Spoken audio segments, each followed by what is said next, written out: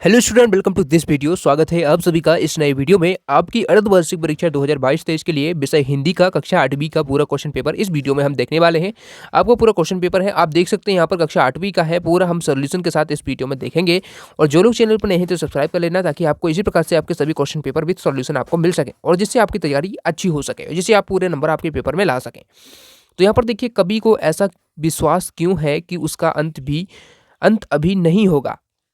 Second question पूछा गया है, वस्तु विनिमय क्या है, विनिमय की प्रचलित पद्धति क्या है। देखिए, मैं क्वेश्चन पहले बता दूंगा, उसके बाद आंसर भी इनके मैं देखूंगा, मतलब बताऊंगा आपको। तो यहाँ पर आप देख सकते हैं कि क्वेश्चन थर्ड देख सकते हैं, गजब हो गया, ऐसी बस अपने आप चलती है, ऐसी बस अपने आप चलती है, लेखक को यह सुनकर हैरानी क्यों हुई।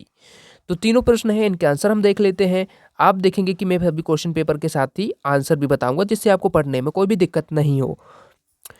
तो यहाँ पर आप ध्यान दीजिएगा, पहला क्वेश्चन जो पूछा गया था उसका आंसर हो जाएगा, कवि को ऐसा विश्वास इसलिए है क्योंकि अभी उसके मन में नया जोश व नई उमंग है, अभी उसे काफी नवीन कार्य करने हैं, वह युवा पीढ़ी को आलस्य की दशा से उबारना चाहती है।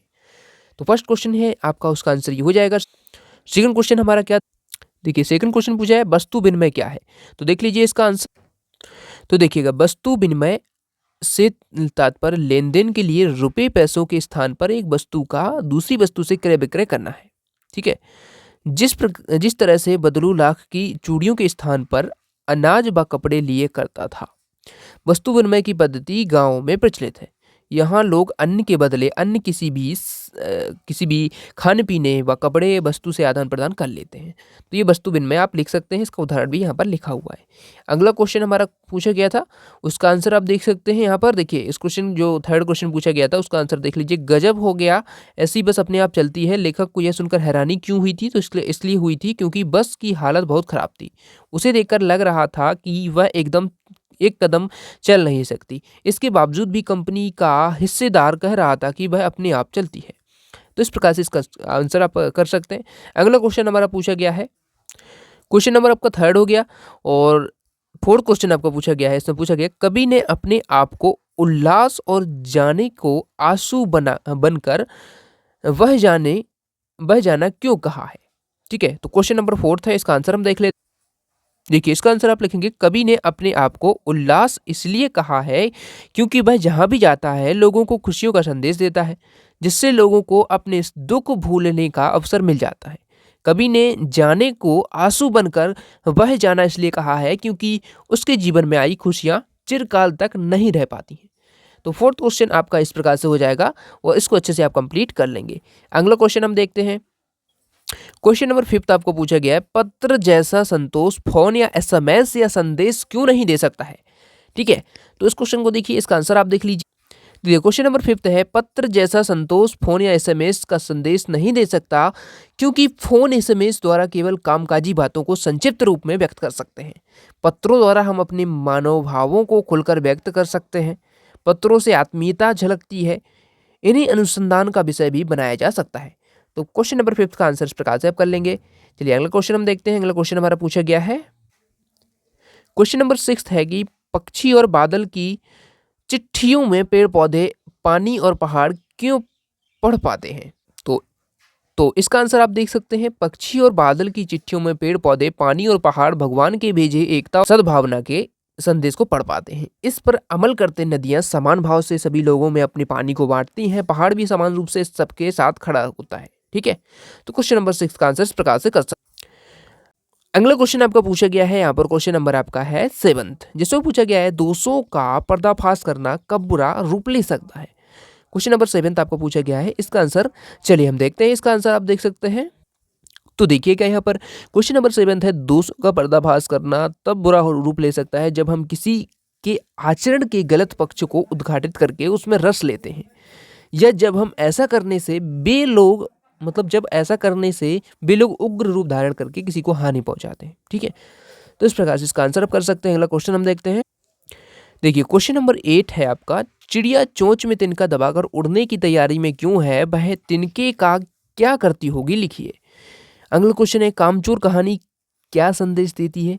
और उसके बाद अगला क्वेश्चन है, सुदामा की दीन दशा देखकर श्री कृष्ण की क्या मनोदशा हुई, अपने शब्दों में लिखिए। उसके बाद 11वां क्वेश्चन है, बिलवासी जी ने रुपयों का प्रबंध कहाँ से किया था, लिखिए। सभी क्वेश्चन एक एक करके हम इनके आंसर चलिए देखते हैं। तो देखिए 8वां क्वेश्चन है, चिड़िया अपनी चोंच से तिनका दबाकर उड़ने की तैयारी में है क्योंकि सूरज डूबने का समय हो चुका है। इसके डूबने से पहले चिड़िया अपने लिए घोंसला बनाना चाहती है। वह तिनके से अपना घोंसला तैयार कर उसमें बच्चों के साथ रहेगी। घोंसला उसके परिवार को सुरक्षा प्रदान करता है। ठीक है। 9वां क्वेश्चन है जिसका आंसर है, यह एक हास्य प्रधान कहानी है। यह कहानी संदेश देती है कि बच्चों को घर के कामों में अनभिज्ञ नहीं होना चाहिए। उन्हें उनके स्वभाव के अनुसार उम्र और रुचि ध्यान में रखते हुए काम कराना चाहिए।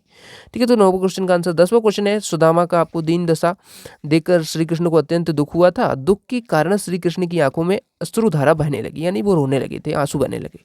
उन्होंने सुदामा के पैरों को धोने के लिए पानी मंगवाया, परंतु उनकी आंखों से इतने आंसू निकल रहे थे कि उन्हीं आंसुओं से उन सुदामा के पैर धुल गए। तो क्वेश्चन नंबर 10 भी देख लीजिए। ठीक है। अब 11वां भी देख लिया था हमने क्वेश्चन, इसका भी देख लीजिए। 11वां क्वेश्चन पूछा गया था, उसमें देखिए, विलवासी जी ने लाला छाऊलाल की मदद करने के लिए अपनी पत्नी के संदूक में चोरी करके रुपयों का प्रबंध किया था, पर समस्या का हल हो जाने पर उन्होंने वे रुपये वापस करके अपनी पत्नी के संदूक में रख दिए थे। तो इस प्रकार से 11वें क्वेश्चन का आंसर है। अगला क्वेश्चन है आपका, अगला क्वेश्चन क्वेश्चन नंबर 12 है आपका, क्रिया कैसे कहते हैं, उदाहरण से समझाइए। उसके बाद आपने आठवीं कक्षा उत्तीर्ण कर ली है, आप 9वीं कक्षा में प्रवेश लेना चाहते हैं। अपने विद्यालय के प्रधानाध्यापक जी को स्थानांतरण प्रमाण पत्र यानी टीसी हेतु प्रार्थना पत्र लिखना है। उसके बाद क्वेश्चन नंबर 14 है, निबंध लिखो। इस प्रकार से हमारे सभी क्वेश्चन हो जाते हैं। ठीक है। तो 12वां 13वां क्वेश्चन, इनके भी हम आंसर देख लेते हैं। बेटी बचाओ बेटी पढ़ाओ पर निबंध लिखना है, और इसमें क्या क्रिया विशेषण करना है, और इसमें टीसी का एप्लीकेशन लिखना है। क्वेश्चन नंबर 12 देख सकते हैं, जिस शब्द से किसी कार्य का करना अथवा होना समझा जाए उसे क्रिया कहते हैं। ठीक है। तो क्रिया होती है, जैसे कि वह पढ़ती है, तो इसमें जो पढ़ना है वह क्रिया हो जाएगी, क्योंकि किसी कार्य का होना पाया जाता है, तो पढ़ना, ठीक है, एक क्रिया है। जिस शब्द से किसी काम के करने या होने का बोध हो उसे क्रिया कहते हैं, जैसे खाना पीना, उठना बैठना, हंसना रोना इत्यादि। क्वेश्चन नंबर 13 है आपका, टीसी का जो एप्लीकेशन है वो है इसमें, और इसे आप अपने हिसाब से अपने स्कूल के हिसाब से लिख सकते हैं। इसमें देखिए सेवा में लिखेंगे, उसके बाद श्री प्रधान अध्यापक लिखेंगे, क्योंकि आप 8वीं कक्षा के हैं, तो प्रधान पाठक महोदय।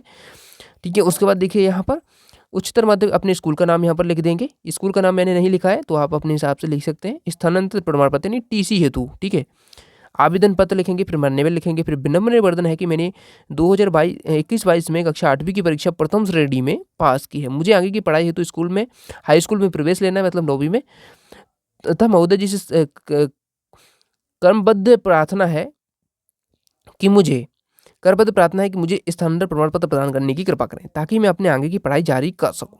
ठीक है। तो इस प्रकार से आपका हो जाएगा, उचित विनय सेवा में अर्पित, और इस प्रकार से डेट यहाँ पर आज्ञाकारी से अपना नाम भी लिख सकते हैं, नाम और संख्या, नाम अपना रोल नंबर यहाँ पे लिख सकते हैं, या कक्षा भी लिख सकते हैं। इस प्रकार से आपका हो जाता है क्वेश्चन नंबर 13। लास्ट क्वेश्चन जो क्वेश्चन नंबर 14 है, इसका आंसर आप लोग स्वयं कर लेंगे। बेटी बचाओ बेटी पढ़ाओ पर आपको निबंध लिखना है, तो आप 10 से 12 पॉइंट आप कर सकते हैं, या फिर पैराग्राफ भी कर सकते हैं। ठीक है। बेटी बचाओ बेटी पढ़ाओ, इस पर आपको निबंध लिखना है, तो इसको आप कर सकते हैं। यदि आपसे नहीं बनता है तो आप लोग बताइएगा कमेंट में। ठीक है। और इस प्रकार से मेरा पूरा सॉल्यूशन हो जाता है। आप लोगों को वीडियो पसंद आए तो वीडियो को लाइक कर दीजिए। चैनल पर जो लोग नए हैं वो सब्सक्राइब जरूर कर लेना, ठीक है, ताकि अगले वीडियो से इस प्रकार से मिल सके, क्योंकि इसी प्रकार से सभी विषयों के सॉल्यूशन हम प्रोवाइड कराएंगे, जिससे आपकी तैयारी अच्छी हो सके। Thanks for watching.